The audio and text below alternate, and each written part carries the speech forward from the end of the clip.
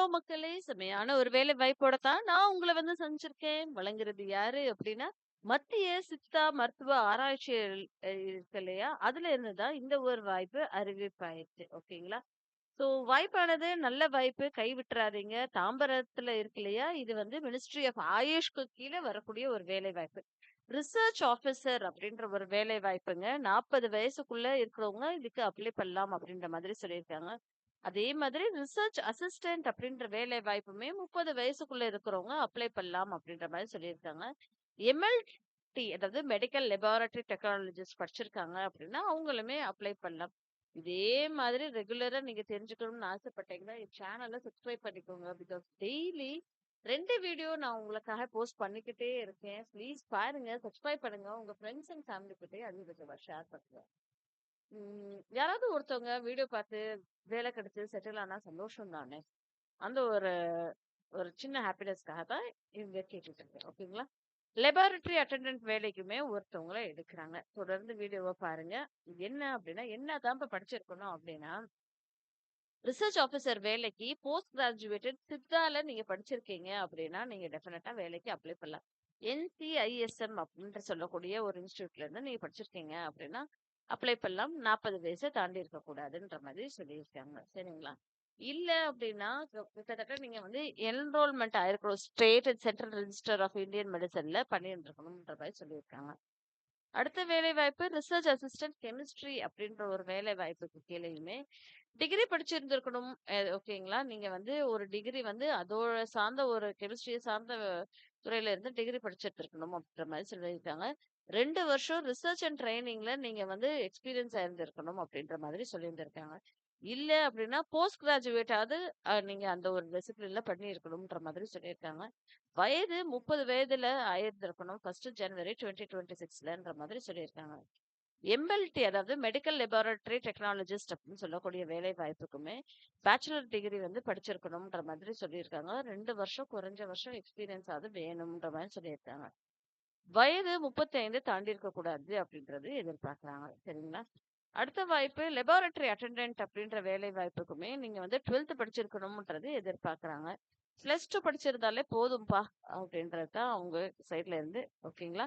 அடுத்தது நீங்க வந்து ஒரு கம்ப்யூட்டர் வேலை செய்றதுக்கு கம்ப்யூட்டர் அப்ளிகேஷன்ஸ் உங்களுக்கு தெரிஞ்சிருந்தா சூப்பர் அப்படின்ற மாரி சொல்லியிருக்காங்க. அதுக்கப்புறம் எக்ஸ்பீரியன்ஸ் நீங்க ஏதாவது லெபார்டரில வேலை பார்த்த எக்ஸ்பீரியன்ஸ் இருந்தாலுமே ஓகே அப்படின்ற மாதிரி சொல்லியிருக்காங்க. ஏஜ் வந்து 25 தாண்டி இருக்கக்கூடாது அப்படின்ற மாதிரி சொல்லியிருந்திருக்காங்க. ஜெனரல் இன்ஸ்ட்ரக்ஷன் அண்ட் இன்ஃபர்மேஷனுமே அவங்க சொல்லியிருந்திருக்காங்க. என்ன அப்படின்னா, சிட்டிசன் ஆஃப் இந்தியாவா இருக்கணும் அப்படின்ற மாதிரி சொல்லியிருக்காங்க. எல்லா அ எலிஜிபிலிட்டியும் இருக்கணும் அப்படின்ற மாதிரி சொல்லியிருந்திருக்காங்க. அதிகபட்ச வயது வரம்பும் கரெக்ட்டா இருக்கணும் அப்படின்ற மாதிரி சொல்லியிருக்காங்க. இது வந்து என்ன சொல்லியிருக்காங்க அப்படின்னா, ஆ வேற the director general CCRS ministry of Ayush தான் இதுக்கு ரெஸ்பான்சிபிள் அப்படின்ற மாதிரி அவங்க சொல்லியிருந்திருக்காங்க. அது போக டிஏடிஏலாம் குடுக்கல. நீங்கலாம் வாங்க வந்து இப்ப ரிட்டன் டெஸ்ட் எழுதிட்டு பர்சனல் இன்டர்வியூ அட்டெண்ட் பண்ணிட்டு வேலைய வாங்கிட்டு போங்க அப்படின்ற மாதிரி சொல்லியிருக்காங்க. ஏஜ் ரிலாக்சேஷன் இருக்கா அப்படின்னா, ஆமாங்க இருக்குங்க. டேட் ஆஃப் பர்த் வச்சு பேஸ் பண்ணி நீங்க வந்து 10th வந்து கொடுக்கணும் அப்படின்ற மாதிரி சொல்லியிருக்காங்க. எஸ்எல்சிசி இல்லைன்னா உங்களோட மெடிக்கல் போர்ட் சர்டிஃபிகேட்ட வச்சு தான் நாங்க டேட் ஆஃப் பர்த் வந்து கால்குலேட் பண்ணுவோம் அப்படின்ற மாதிரி சொல்லியிருக்காங்க. அதே போக என்ன சொல்றாங்க, எஸ்சி, எஸ்டி, ஓபிசி, இடபிள்யூஎஸ் கேட்டகரில பிலாங் பண்றீங்க அப்படின்னா, ஆ உங்களுக்கு ரிலாக்சேஷன் இருக்கும் அப்படின்ற மாதிரி அவங்க சொல்லியிருந்திருக்காங்க.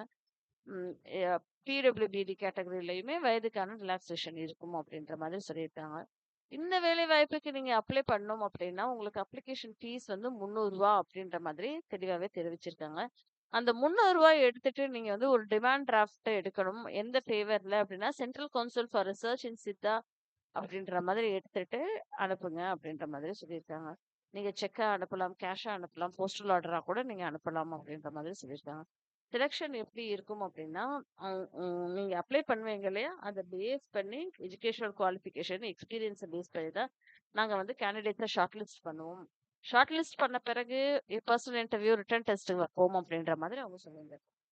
எந்த ஒரு ரிட்டன் டெஸ்ட்டும், பர்சனல் இன்டர்வியூவும் இருக்கும் அப்படின்ற மாதிரி சொல்லியிருக்காங்க. எந்த இடத்துல அப்படின்னா, central council for research in Siddha, HQ, ministry of AYUSH, GST road, Tambaram சானிட்டோரியம்ல இருக்கும் அப்படின்ற மாதிரி சொல்லியிருக்காங்க. இதுக்கு எப்படி அப்ளை பண்றது அப்படின்ற டீட்டெயில்ஸுமே அவங்க இங்க குடுத்துருக்காங்க. அதையும் நீங்க பார்த்துக்கோங்க. சரிங்களா மக்களே? ஸ்பீட் போஸ்ட் மூலியமா தான் நீங்க வந்து அனுப்ப முடியும். அதுக்கு address the director general, central council for research in Siddha, ministry of AYUSH, GST road, Tambaram sanatorium அப்படின்ற மாதிரி சொல்லியிருந்திருக்காங்க.